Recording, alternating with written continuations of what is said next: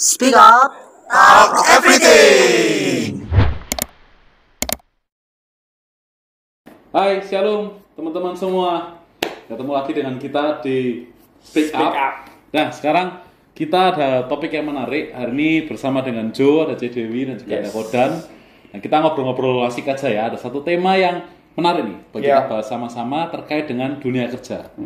Nah, terutama di Gen Z ya hari ini. Kenapa kok dunia kerja ini penting untuk dibahas juga? Karena mungkin dari Kodan atau dari C Dewi atau dari Joe juga mungkin pernah melihat banyak Gen Z itu yang kerjanya dalam tanda kutip suka ngomel, terus kadang itu nggak bisa loyal dalam satu kerjaan, nah terus kabur atau resign, dikit-dikit resign kayak gitu ya. Nah ini kan kita kan pernah bahas juga sebelumnya nih dari ngobrol-ngobrol sama Kodan sama C Dewi juga, dan C Dewi kan punya pengalaman. Nah boleh cerita dulu nggak C? Pengalamannya C gimana selama usaha menghadapi karyawan-karyawan yang dari Gen Z? Oke. Jujur, sebagai pengusaha saat ini ya, kita itu agak sedikit ragu untuk menerima Gen Z sebagai karyawan. Oke. Kenapa? Karena berdasarkan pengalaman, Gen Z ini mut-mutan. Oke. Jadi semangat kerja, tapi karena ada 1-2 masalah, entah itu masalah keluarga ataupun masalah di tempat kerja, bisa membuat dia langsung say goodbye. Out langsung ya sih. Iya. Tanpa ada alasan ya? Tanpa alasan. Bahkan terkadang gajinya pun dia nggak butuh. Oh. Jadi dia hanya mau apa ya? Kalau saya lihat Gen Z untuk saat ini lebih mementingkan egonya ya masing-masing. Mereka hanya merasa bahwa oh ini nggak cocok dengan aku, ya sudah. Tinggal. Dia tidak memikirkan oh ini efeknya apa ya.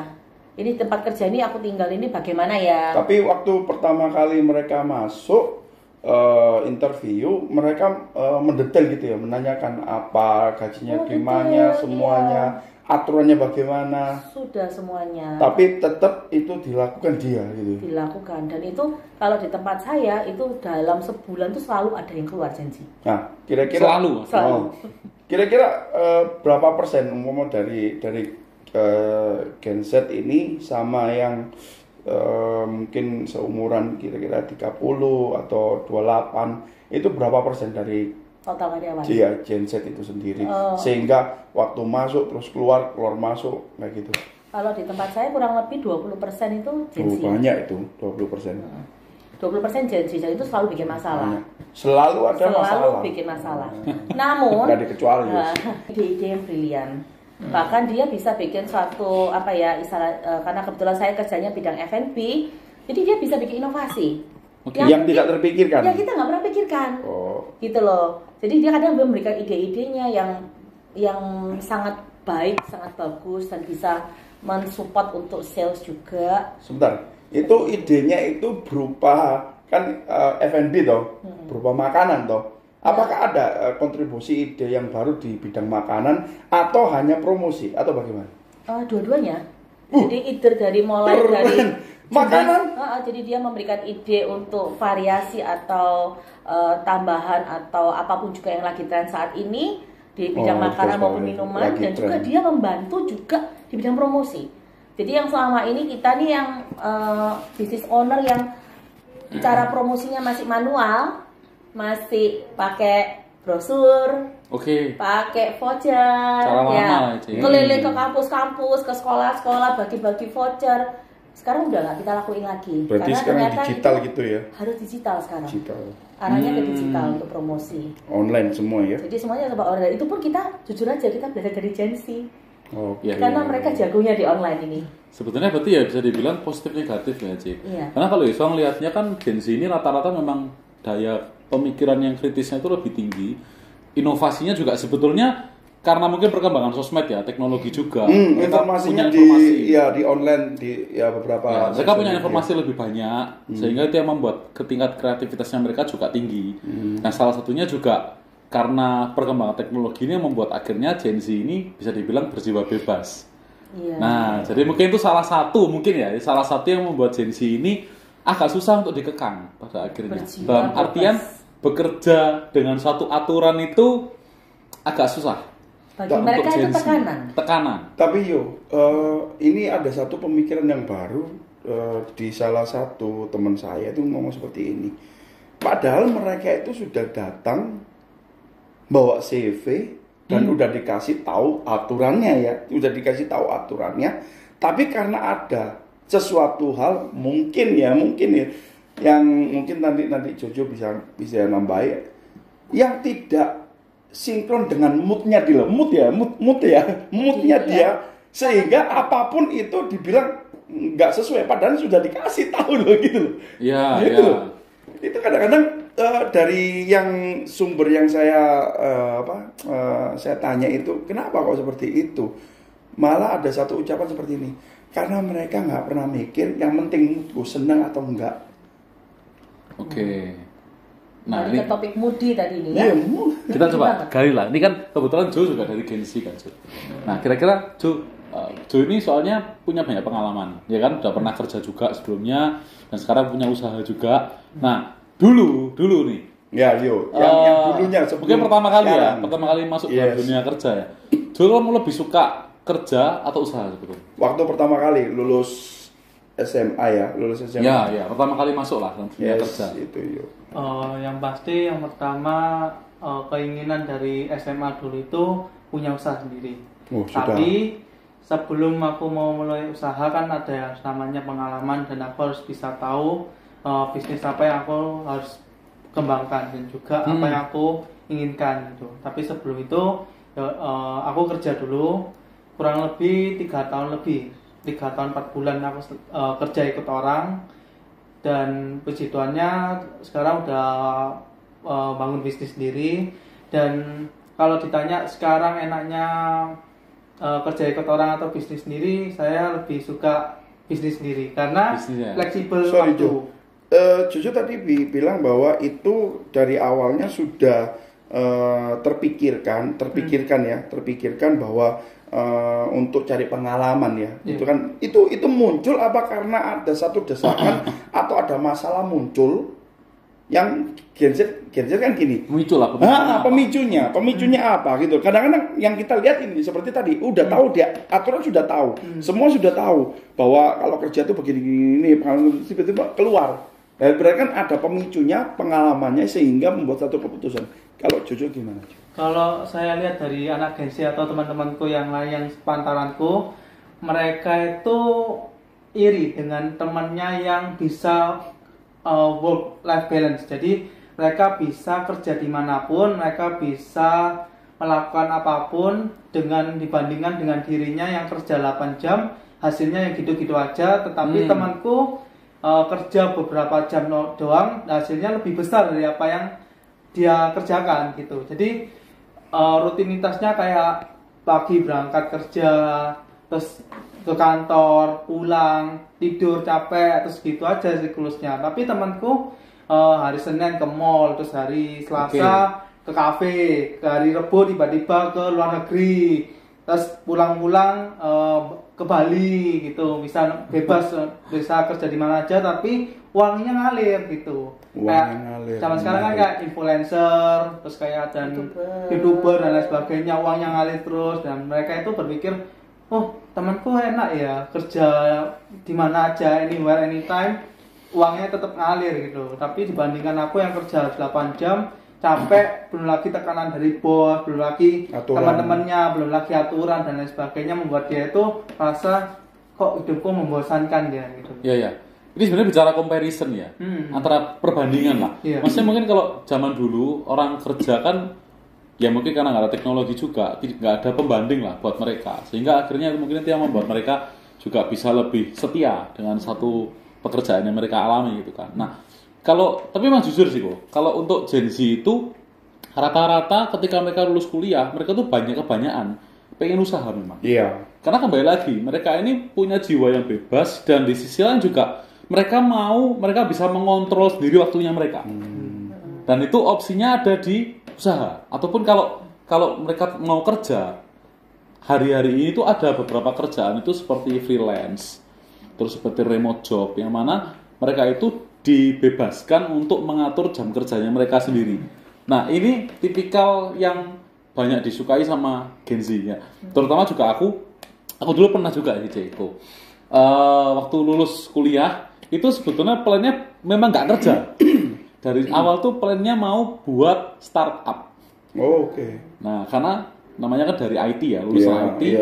Pasti kalau usaha bisnis arahnya ke startup pasti. Dan waktu itu kan memang lagi boom-boomnya seperti Tokped, lagi naik, terus Gojek lagi awal-awal naik. Tahun 2000-an. 2019, 2020. Itu kan lagi naik kan. Akhirnya mulai coba cari tahu bikin startup itu seperti apa. Terus kok tiba-tiba ada satu orang temanku itu yang punya kenalan mau bikin startup juga. Nah, akhirnya masuklah ke situ buat startup.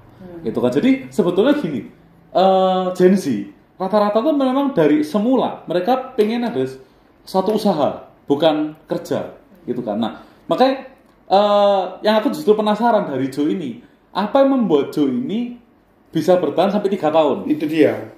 Pemicunya itu apa, terus pemikirannya sehingga itu menjadi satu, oh ya, aku mau seperti ini. Itu nggak mungkin langsung ucuk-ucuk langsung datang.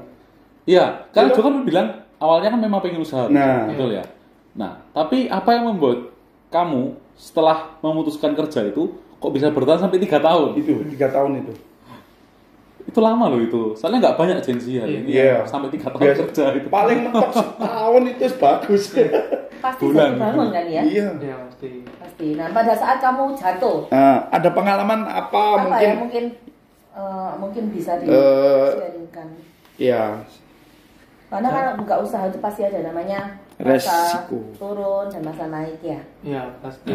Karena mungkin kalau masa jatuh itu setiap usaha pasti ada jatuh bangunnya teman-teman. Jadi jangan pernah berpikir bahwa kita mau usaha itu selalu enak, selalu untung dan kelihatannya kayak, setiap hari masih ada omsetnya. Tetapi kalau kita itu sebagai pengusaha itu kadang mikirnya kayak modalnya belum tercapai atau belum mencapai target atau mereka mengalami penurunan atau dapat kritikan dari orang-orang. Karena juga ketika kita bangun usaha juga kita harus memikirkan bukan hanya satu hal ya, banyak. Makanya dari itu ketika kalau dulu kerja itu kenapa bos itu sering ngomel, karena mereka memikirkan bukan hanya satu hal tapi juga memikirkan banyak hal yang membuat mereka itu pusing gitu. Jadi dan kadang ya kalau orang bos itu kalau udah pusing ya dibawa ke kerjaan dan akhirnya ngomelin yang bawahnya juga. Makanya emosional ya. Emosional Ini didapat juga. yang 3 tahun itu yuk. Ya selama 3 tahun tapi Alami dia. 3 tahun. 3 tahun. Jadi untuk dia langsung out itu nanti belum. Awal dulu Pengalaman kerja? di situ. kerja 3 tahun. Nah, Ya itu. puji Tuhan. Pertama itu 3 bulan, tapi yang kedua 1 bulan, yang selanjutnya baru 3 tahun itu. Itu kan waktu yang lama ya, Ju. Dan Iya. kamu cerita sendiri kan, tadi ngalamin banyak tekanan itu loh. Maksudnya, kenapa kok masih bertahan? Kenapa kok enggak setahun, terus langsung, tak usah aja. Iya. Kan, Memutuskan. masa banyak loh yang Gen Z yang seperti itu. Dan kamu kenapa enggak seperti itu? Karena kalau aku keluar, aku juga mikir kebutuhanku karena usiaku udah segini dan aku juga punya impian di umur segini. Tanggung jawab, tanggung impian. jawab, apalagi aku seorang cowok kan. Kalau saya Oke. cowok kan aku harus punya. Dulu aku impianku adalah yang pertama aku harus punya rumah, punya mobil sendiri, Tujuan. dan punya usaha sendiri gitu. Udah itu bagaimana cara targetku bisa tercapai, yaitu aku harus bisa punya modal dari Dengerin awal. ya, Gen Z yang cowok. Dari awal gitu. Karena kalau Impian, tujuan, Lanjut. bagus, Kalau bagus. Modal, ya. Modal. Kalau misalnya gini, kalau misalnya cowok gitu ya, udah usia berapa tapi belum pernah berpenghasilan, tapi kalau ingin menikah seorang cewek, ya kasihan anak orang kita kasih makan apa juga. Makanya itu kan aku juga nggak mau sampai pasanganku ini mereka itu mendapatkan cowok yang gak bertanggung jawab misalnya kayak gitu. Makanya dari itu sebisa mungkin aku untuk bisa memiliki modal setidaknya kan biaya nikah kan sekarang nggak murah ya. Ya. Apalagi kalau misalnya kan agensi kan Ini bergengsi genset yang kan. berbeda nih. Genset yang Gengsi kan. berbeda. Agensi yang siap menikah. Spesial. Iya. Yang udah mateng ya, pemikirannya ya. Soalnya kan kalau apalagi kan zaman sekarang Gen Z itu kan kalau mau nikah kan nggak mau yang nggak mau yang biasa, yang maunya mewah di gedung, pakai MUA dan lain sebagainya. Terus minimal kalau misalnya anak Gen Z itu rata-rata ya kan mereka nggak mau yang namanya ngontrak, minimal ya apartemen atau enggak mereka punya rumah sendiri. Makanya dari itu aku memiliki dari dulu ya, aku punya apalagi aku orangnya itu melankolis, sangat perfeksionis. Jadi aku di usia segini aku harus bisa memiliki tabungan, aku bisa memiliki impian, memiliki tujuan. Tapi dengan cara apa? Ya aku harus bisa sebisa mungkin untuk menghasilkan uang dari muda gitu. Ya nggak apa-apa meskipun capek, tapi kan setidaknya ada hasil yang dibayarkan gitu loh. Gitu. Jadi selama 3 tahun kenapa aku bertahan? Karena aku punya impian, ingin aku punya tujuan, aku nggak mau sampai itu hancur.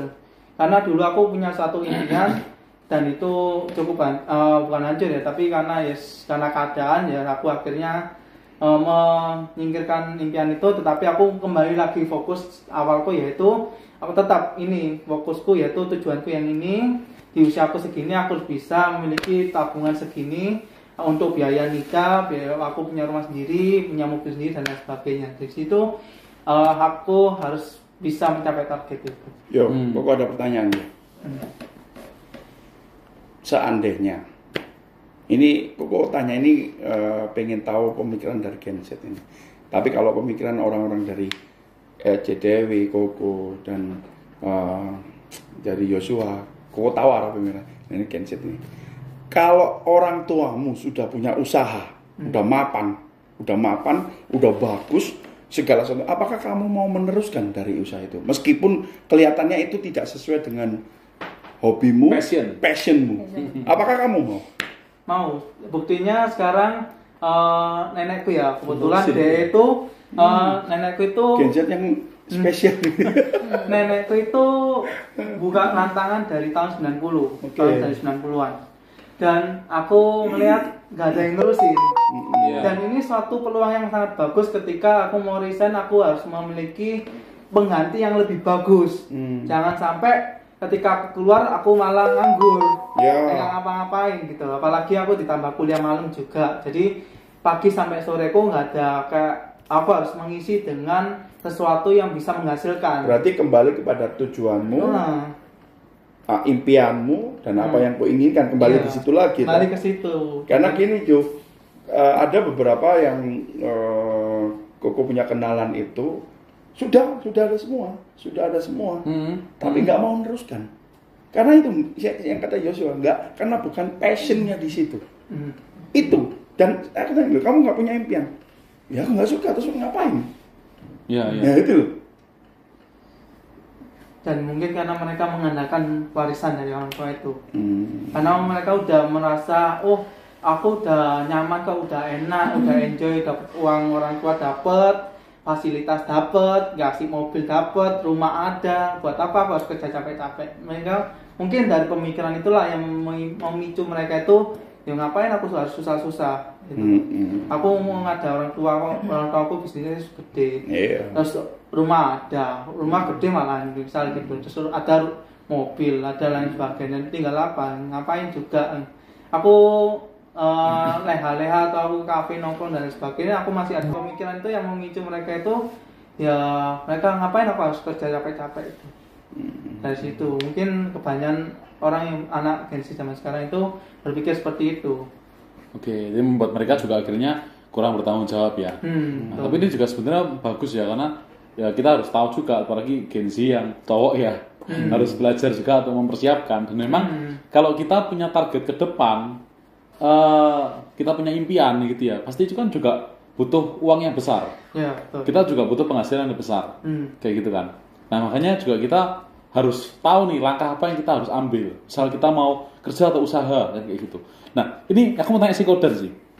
Kok kan banyak ini kok, banyak pengalaman kan, ngalami dari zaman Koko masih muda sampai sekarang. Sekarang masih muda juga ya? Masih ya. Oh iya, puji Tuhan.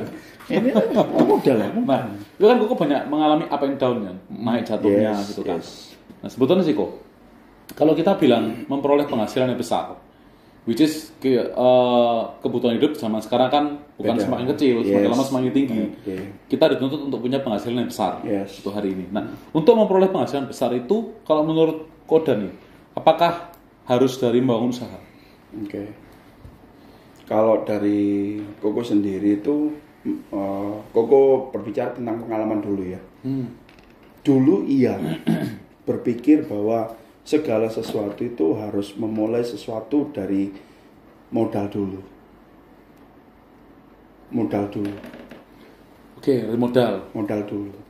Terus lambat laun semakin kesini bahwa modal ini jika tidak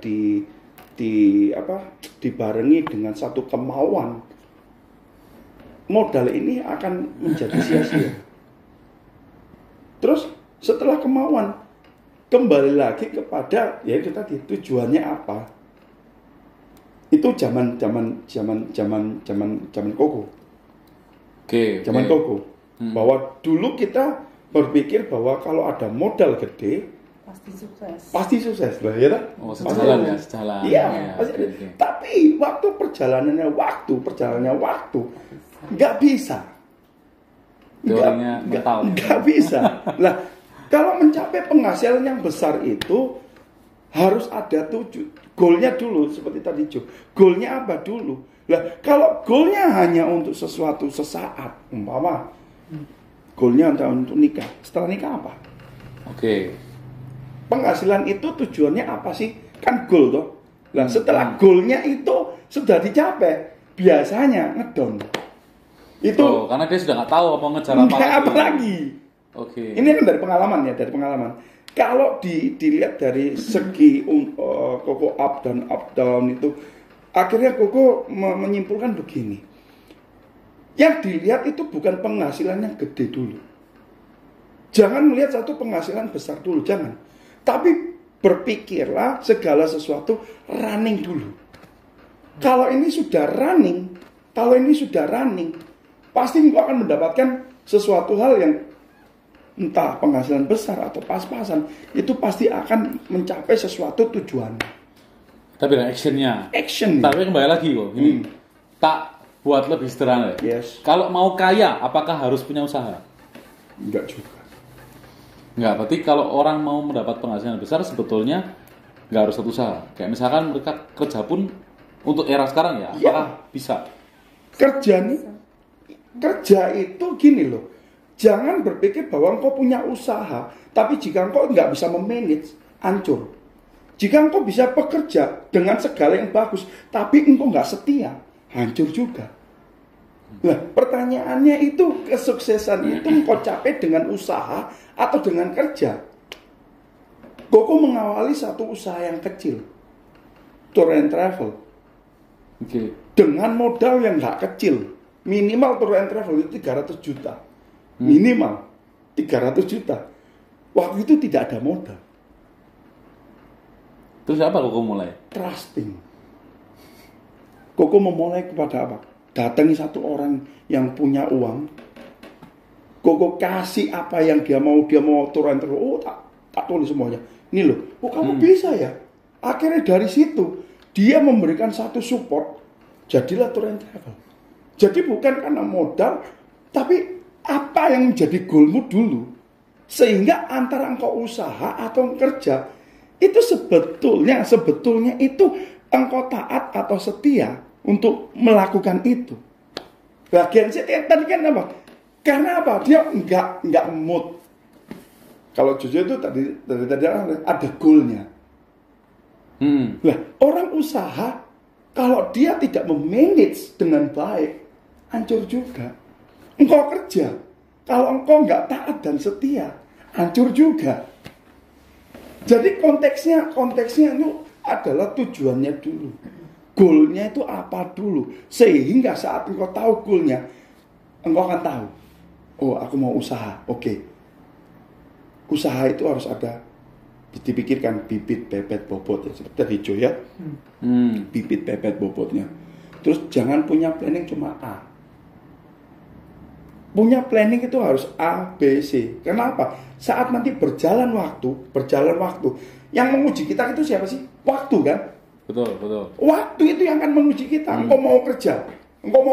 Nanti waktu itu yang akan membuktikan bahwa engkau waktu kerja itu untuk dirimu, untuk hobimu, untuk tujuanmu, atau hanya untuk kawin. Oke. Untuk kawin. Nah kalau engkau tujuannya hanya untuk kawin, setelah kawin gak mau kerja. Tapi saya menarik ya, Bu. Jadi sebenarnya gini, gimana seseorang ini bisa kita bilang dia setia ketika kita bilang dia nggak ada tujuannya? Cuma satu. Jika engkau sudah tahu tujuannya, seperti itu, memotivasi. Betul. Saat engkau sudah memotivasi, mikirno kebutuhan. Saat kebutuhan itulah engkau akan mau tidak mau dia kerja 3 tahun. Iya. Karena apa? Kebutuhan toh. Ya, Coba kalau dia gak mikir, pasti akan seperti Gen Z yang sekarang. Aku gak mood. Wes, karena apa? Itu karena orang tua support. Iya. Kebutuhan. Karena apa? Orang setia dan taat itu pasti tujuannya ke kebutuhan. Pasti kebutuhan.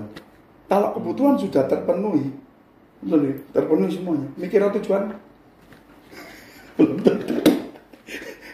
Ini contoh nyata. Gen Z, aku kaget. Ini justru aku kaget. Gen Z spesial. Tadi kan aku nanya toh. Yuk, orang tuamu sudah mapan semua. Kamu melanjutkan kalau Gen Z sekarang nggak mau. Gen Z sekarang nggak mau. Mapan juga. Sudah mapan karena tadi udah mapan semua. Tapi karena jujur, aku punya kebutuhan, punya tujuan, menafkahi istri toh. Iya. Otomatis dia akan setia. Dan saat dia setia, dia taat, dia tahu bahwa dia mau usaha atau kerja. Lah, pertanyaannya begini.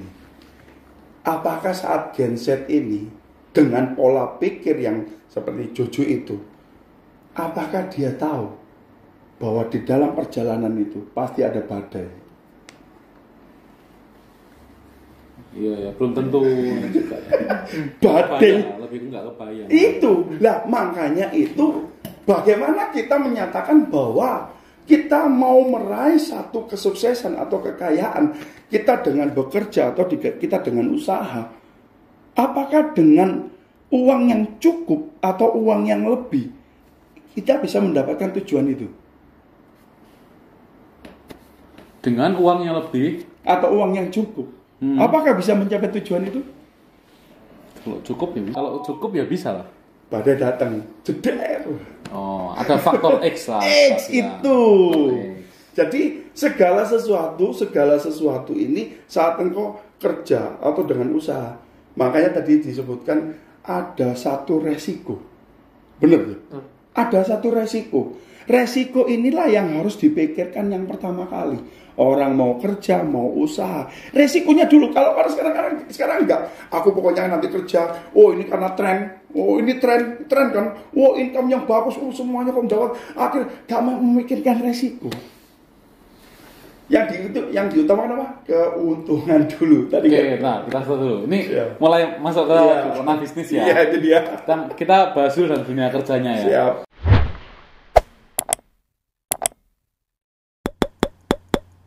Speak up, talk everything.